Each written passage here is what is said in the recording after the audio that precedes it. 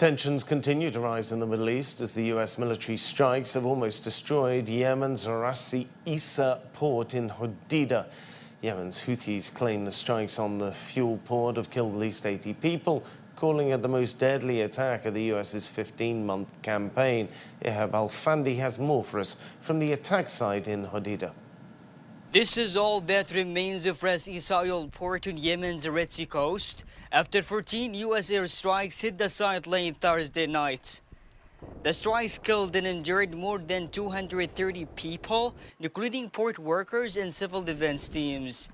It's one of the deadliest attacks on civilian infrastructure the country has ever seen.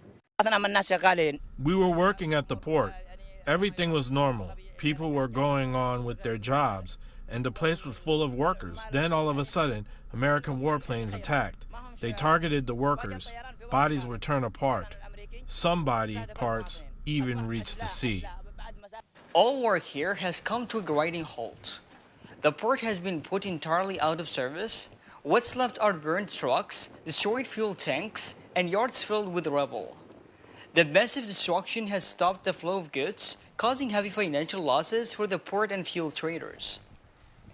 There are growing concerns that a fuel crisis could unfold.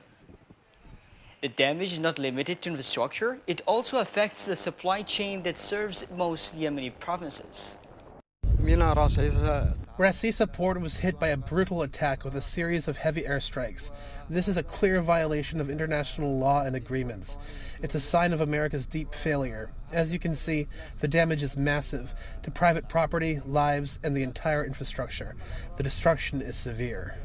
Ras Issa port is not just an oil facility. It's a strategic gateway that millions of Yemenis depend on. It's a vital lifeline during the blockade and other maritime restrictions. Local officials described the attack on the port as a war of extermination.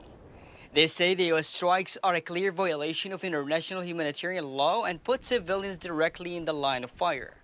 Supplies and goods used to flow seamlessly throughout this region, reaching millions of Yemenis, but now only rubble and ashes remain. The airstrikes have left nothing but destruction, and the Ras Issa oil refinery, once a vital economic lifeline, now stands as a silent witness to a relenting bombardment carried out by the U.S. Ehab Al-Fandi, CGTN, in Hodeidah, Yemen.